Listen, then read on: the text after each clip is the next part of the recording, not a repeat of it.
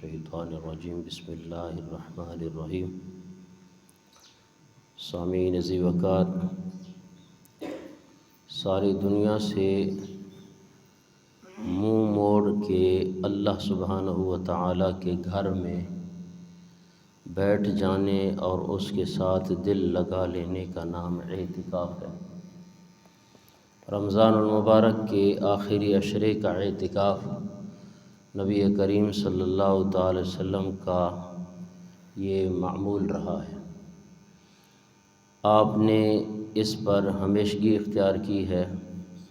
اسی لیے یہ اعتکاف سنت مؤکدہ ہے۔ حضرت عائشہ صدیقہ رضی اللہ تعالیٰ عنہ فرماتی ہیں کہ ان النبی کان یعتکف العشر الاواخر من رمضان حتی توفاہ، کہ نبی کریم صلی اللہ تعالیٰ علیہ وسلم اپنی وفات تک برابر رمضان المبارک کے آخری عشرے میں اعتکاف کرتے رہے۔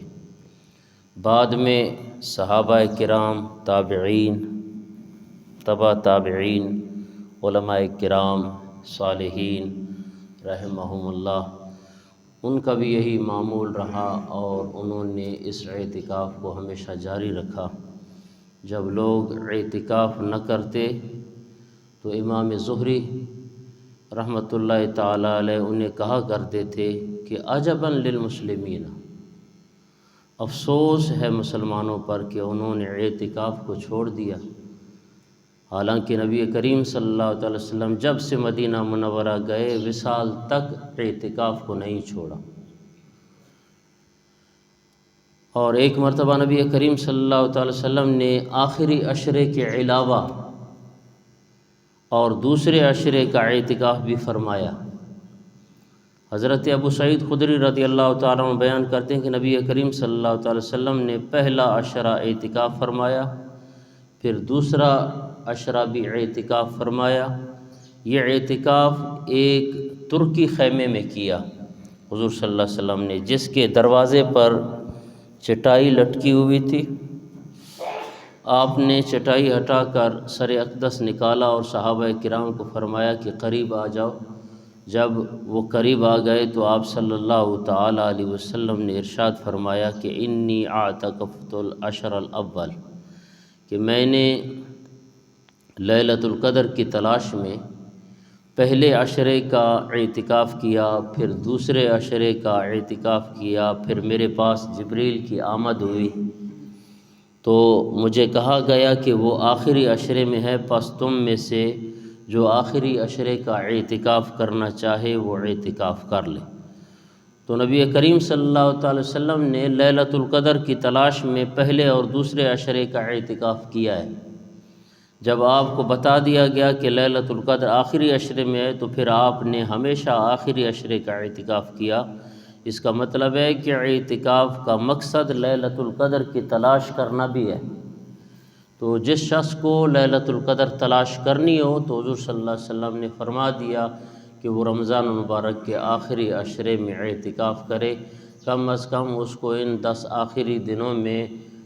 کبھی نہ کبھی جو ہے وہ لیلۃ القدر جو ہے وہ مل جائے گی۔ اور ایک بار نبی کریم صلی اللہ علیہ وسلم نے رمضان میں اعتکاف نہیں کیا تو شوال میں اس کے بدلے میں اعتکاف کیا، تو اتنا ضروری تھا تو حضور صلی اللہ علیہ وسلم نے دیکھیں کہ اگر رمضان مبارک میں کسی وجہ سے رہ بھی گیا تو یہ امت کی تعلیم کے لیے حضور صلی اللہ علیہ وسلم نے جو ہے نا وہ شوال کے مہینے میں اعتکاف جو ہے نا وہ کیا۔ آپ صلی اللہ علیہ وسلم نے اعتکاف کے لیے مسجد میں خیمہ لگوایا، تو تنہائی میں ایک کونے میں پردہ لگانا یہ بھی حضور صلی اللہ علیہ وسلم کی سنت مبارکہ ہے۔ اس طرح جو ہے نا بغیر پردے کے جو ہے نا وہ اس طرح وہ اعتکاف میں جو ہے نا وہ برکت بھی نہیں رہتی۔ سیدہ عائشہ صدیقہ رضی اللہ تعالی عنہا نے آپ سے اعتکاف کی اجازت چاہی، اجازت مل جانے پر انہوں نے الگ سے خیمہ لگا لیا۔ حضرت حفصہ رضی اللہ تعالی عنہا نے اجازت چاہی، یہ حضور صلی اللہ علیہ وسلم کی ازواج مطہرات ہیں، تو صرف مردوں پر بھی نہیں ہے، عورت بھی اعتکاف کر سکتی ہے، اس کے مسائل میں نے پہلے بھی بتائے۔ تو حضرت حفصہ رضی اللہ تعالیٰ نے اجازت طلب کی حضور صلی اللہ علیہ وسلم سے، انہیں بھی اجازت مل گئی تو انہوں نے بھی اپنا الگ خیمہ لگایا۔ جب یہ منظر زینب بن جہش رضی اللہ تعالی عنہ نے دیکھا تو انہوں نے بھی اعتکاف کے لیے خیمہ لگا لیا۔ آپ صلی اللہ تعالی وسلم حسب معمول صبح کی نماز کے بعد اپنے خیمے میں جلوہ افروز ہونے کے لیے تشریف لائے تو دیکھا کہ آپ کے خیمے کے ساتھ 3 اور خیمے بھی لگے ہوئے، تو آپ نے خیمے اٹھانے کا حکم ارشاد فرمایا۔ سیدہ عائشہ صدیقہ رضی اللہ تعالی عنہ بیان کرتی ہیں کہ اس ماہ رمضان میں آپ نے اعتکاف نہیں کیا تو پھر شوال کے ایک عشرے میں اس اعتکاف کی قضا فرمائی، تو زیادہ ہو گئے تھے تو اور آپ نے جو ہے نا پھر وہ اعتکاف نہیں کیا تو اس کی قضا پھر آپ نے اگلے شوال میں جو ہے نا وہ کی۔ اس حدیث پاک سے 2 مسئلے ثابت ہوئے،